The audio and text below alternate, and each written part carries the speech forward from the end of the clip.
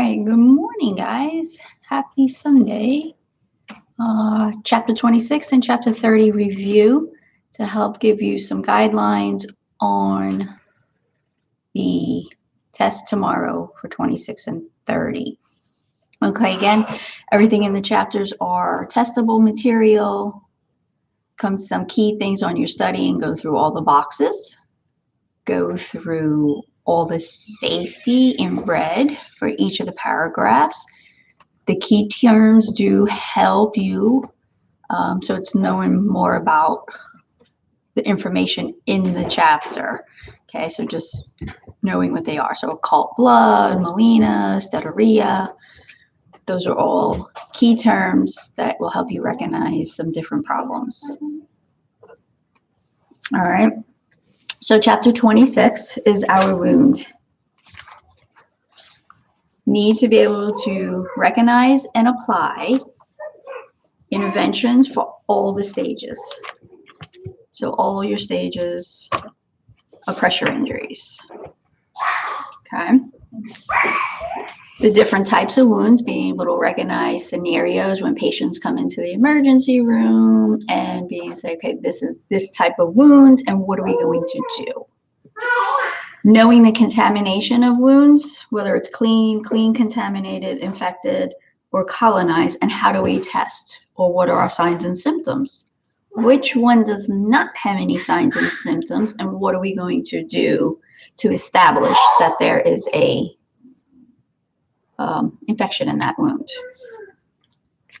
All right, need to know granulation, what it is, what do we do with it, what don't we do with it, okay?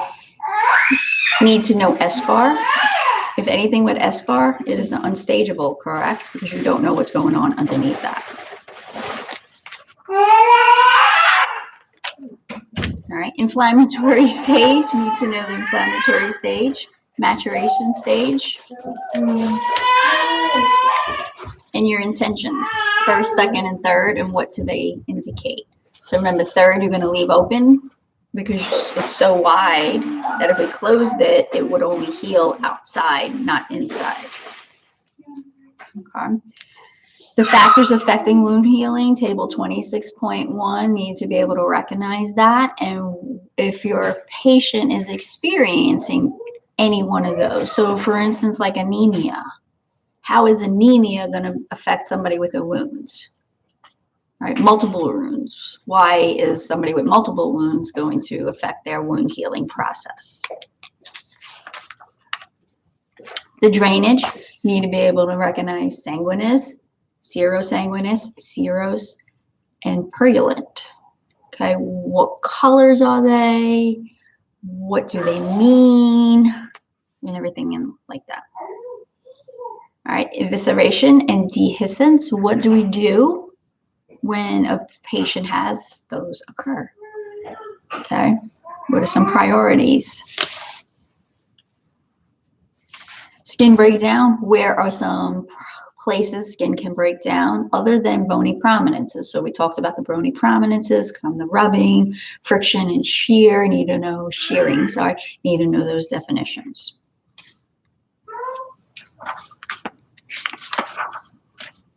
What is a hydrocolloid dressing? Okay, that's table 26.2. All right, what would be the purpose and when would we use a hydrocolloid dressing? Negative wound pressure therapy. Watch the video on the wound vacs and what's the purpose of a wound vac, and what are some things that we need to watch out for with the wound vac itself, so with the equipment. Okay. Documentation. What are some of the key things when we do documentation? All right, well, key documenting. How do we document a wound?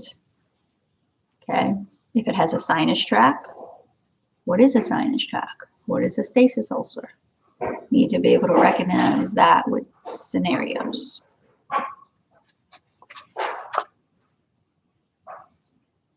Okay, then you have your multiple patients. If you have patient A, B, C, and D, who's at greatest risk for developing a pressure injury? looking at what's happening to the patient and what comorbidities they have. Remember, the more comorbidities they have, the more risk they're going to be, especially if those comorbidities are circulatory or metabolic. What do we do to prevent pressure injuries?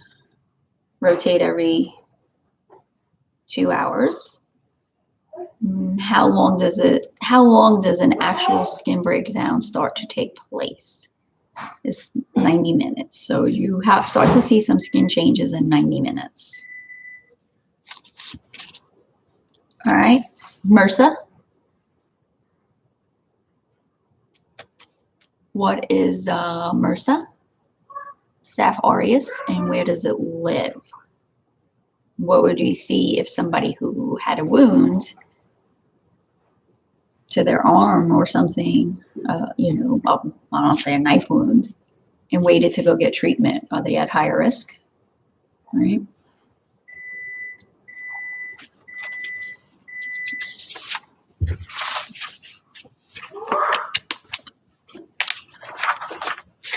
Nursing diagnosis. What are some nursing diagnoses?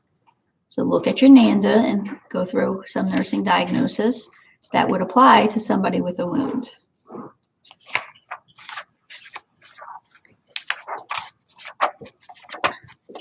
All right, bowel elimination.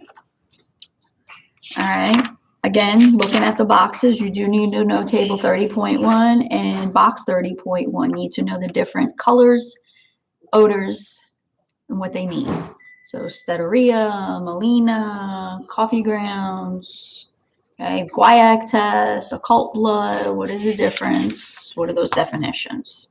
Need to know bowel sounds. So table 30.2 and their significance. What does Borigami mean? If they're not hungry, what else can it mean? All right. Data collection. What data? Okay, there's a bunch of information for data collection when you're interviewing them on their bowel elimination. Why is it important? And when do you need to investigate further? So remember, 3 to 4 days can be normal for people, but not normal for some people. So what are the next further questions you're going to ask?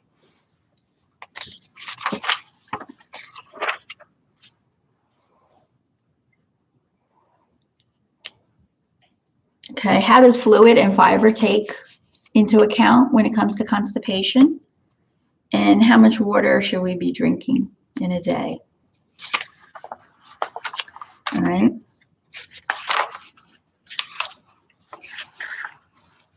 And if we just have water, do we need fiber? Or if we have fiber, do we need that water to help the fiber do its job? All right. Laxative use. What's the problem with habitual laxative use? Right? And what is one of the most common factors for constipation? Remember, we talked about the children and how they don't go to the bathroom at school, so they're ignoring the defecation reflex, which then it goes away, and then that stuff is sitting in there, and then we get the water absorbed, so now we have higher risk of constipation. What is peritonitis? Gonna let you look that one up. All right. What is the rationale behind our abdomen assessment? Which way? Where do we start? What quadrant? When do we end? What quadrant? And how do we do it? With inspection, palpation, percussion, auscultation. What is the order and what is the rationale for that order? All right, if somebody comes in to the clinic or whatever with some abdominal cramping, what is one of the things you would want to do to kind of see what's going on? If they have food poisoning, if they have an infection, if they have something else, what type of test would you want to run? What type of diagnostic? Okay, liquid stool, what can that refer to? All right. And then again, going back to the colors, what is like a greenish black in color mean? Okay, and then again, you're going to have your patients. You're going to have multiple patients. Who's going to be at greatest risk for a bowel resection? All right, what would be the reasoning for that? Positioning. What is the best positioning for bowel movements? Enemas. What side? How many inches? Okay. Knowing which enema, what a Harris flush enema is. Why do we do it? Why do we not use certain enemas for people with heart conditions?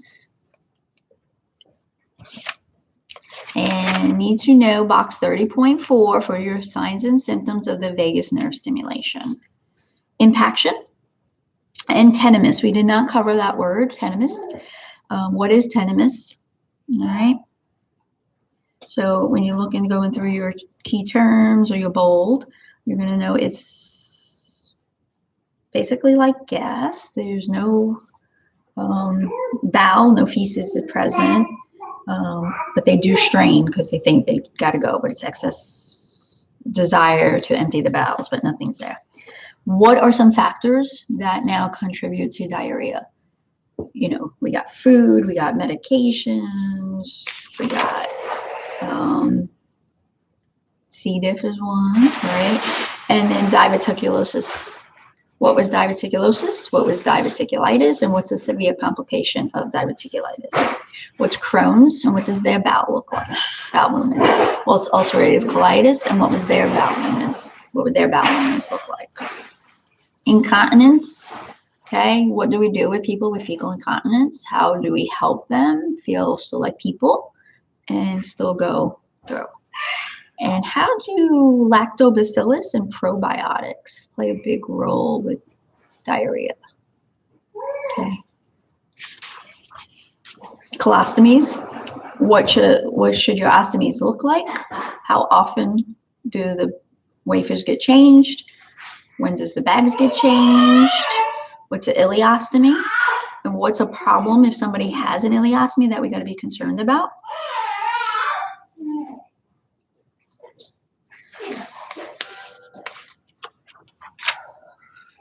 Measuring. What's the diameter around it if we're measuring? Okay. How do we clean it?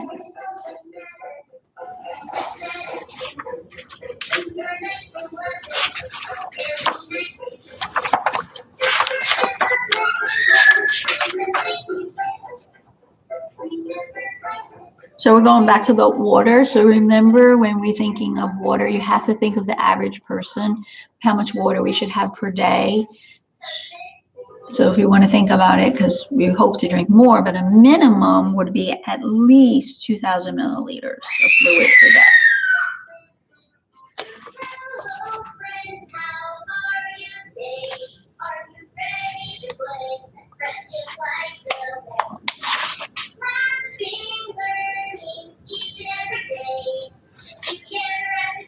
Okay, again, remember your different color stools. What does it mean if it's clay colored? Okay, if you have bright red blood. Okay, if you have coffee grounds. Ulcerative colitis, what does theirs look like? Crohn's, what does theirs look like? And what are some reasons people get constipated? Narcotics, anesthesia. What are some other reasons? What is melena?